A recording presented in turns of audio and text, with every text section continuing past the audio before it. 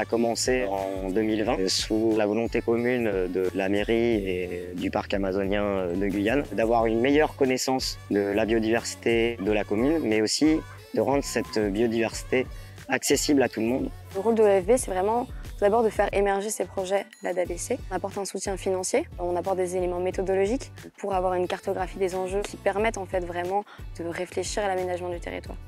Il y a eu 43 missions d'études qui ont été réalisées sur 3 principaux sites. Ces localités elles ont été choisies pour différentes raisons. Pour la commune, c'est principalement pour la prise en compte de la biodiversité dans le cadre des aménagements urbains et dans le cadre de la mise en valeur touristique.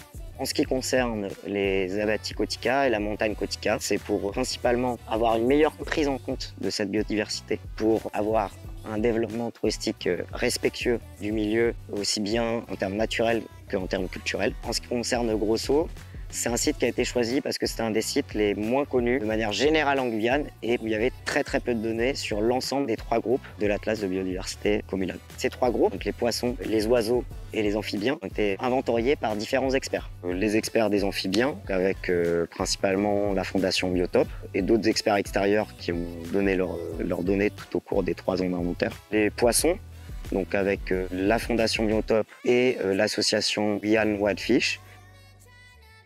Elodie Courtois, expert du CNRS, qui a fait l'inventaire des amphibiens sur Grosso, mais aussi les inventaires des reptiles, en commun avec Maël de Winter, qui a été un partenaire tout au long du projet, puisqu'il a fait l'expertise à Grosso et il nous a aidé aussi à la réalisation, livrée d'animation et de découverte des amphibiens par le biais de ces illustrations. Ces inventaires ont été très intéressants. Un nombre d'espèces incalculables ont été trouvées sur la commune. On a eu le piranga orangé, qui est connu que de 5 sites en Guyane, dont 2 à Papaïcheton maintenant. Et on peut citer la raponga, qui est une bête mythique. Mais c'est pas fini. Parce que là, notamment cette semaine, où c'est la clôture de l'ABC, j'ai découvert une nouvelle espèce d'oiseau, très rare en Guyane. En chauve-souris, l'espèce la plus rare, elle a été capturée cette semaine durant les animations de l'ABC, la micronictère de Brosset. Alors en amphibien, il y a aussi des espèces remarquables, voire patrimoniales pour la commune. Donc on peut citer l'îlotte des brumes, qui est une bête qui est connue que des sommets depuis 400 mètres en Guyane. Au bout de 3 ans, les résultats sont très intéressants. Et on dénombre plus de 400 espèces d'oiseaux, plus de 140 espèces de libellules, une quarantaine de chauves-souris. La commune est très riche. La commune est assez grande et c'est une commune assez isolée, qui n'est que accessible en pirogue ou en avion. Les missions demandent une logistique importante, un gros travail d'équipe et sont souvent assez physiques. Ça a été un défi en fait. Comme les missions d'inventaire demandent une organisation importante, autant en profiter pour faire venir différents experts en dehors des groupes cibles. Donc on a fait venir un expert sur les scorpions et les crevettes, qui s'appelle Johan Chevalier. Un autre spécialiste des insectes d'un groupe qui s'appelle les membracides, Jérémy Lapez.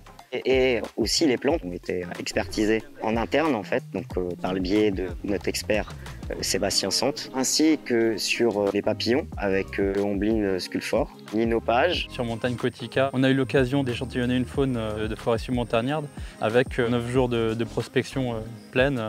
On a eu 348 espèces de papillons. On a trouvé à peu près une nouvelle espèce pour la Guyane par jour, parfois plus, dont une bonne partie sont nouvelles pour la science. En homoptère, mon collègue Jérémy, c'était à peu près pareil. Il a une dizaine de nouvelles espèces pour la science qui sont sorties de cette mission-là, 150 et quelques espèces d'homoptères. Et en rhyodinidés en particulier, on est à 139 espèces sur 12 jours. Pour moi, c'était du jamais vu. Ça va probablement rester assez longtemps un record.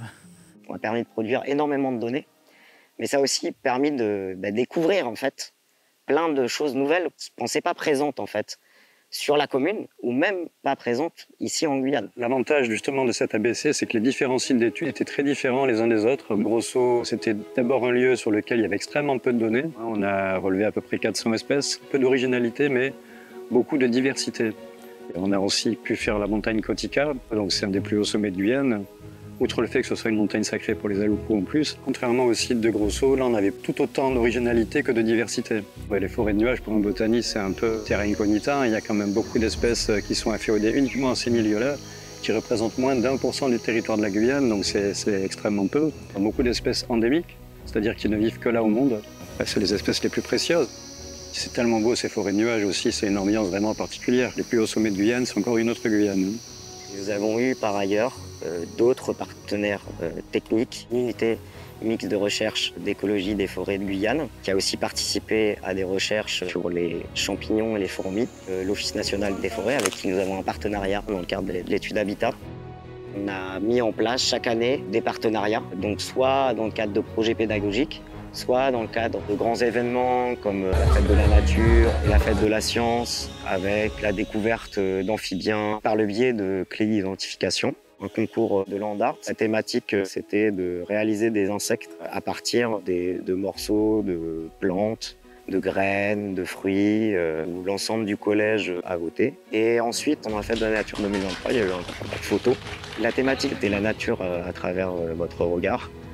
On a eu beaucoup de résultats et des très belles photos. Il y a eu tout un projet avec l'ELS, gestion protection de la nature du lycée agricole de Matiti, qui sont venus 2 années consécutives faire des animations et participer eux-mêmes à des inventaires et à les restituer au public. Toutes ces données qui ont été produites, elles ne sont pas que mises en valeur par le biais de rapports scientifiques, tout ça. Elles sont aussi mises en valeur par le biais de bâches qui vont servir pour des animations, de livrets d'animation, de dépliants, de découvertes autour des amphibiens, les jeux qui ont été créés par les enfants. Il y a une artiste de métropole qui est venue ici apprendre aux enfants à créer des dessins naturalistes. Je trouvais que c'était intéressant de mêler ça avec la culture Aluku et l'art Tembe.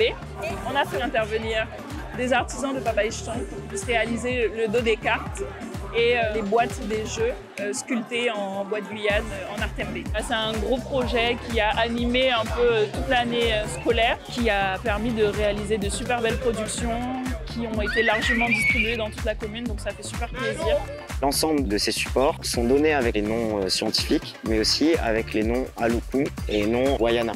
On est sur la dernière année, mais avec une volonté quand même que tout ce qui a été fait puisse perdurer et être utilisé par l'éducation nationale ou par la bibliothèque de Papaichton. Il y a d'autres enfants qui arrivent.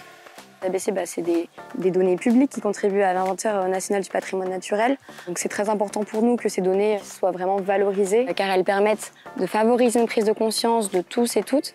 Elles permettent aussi et surtout le passage à l'action.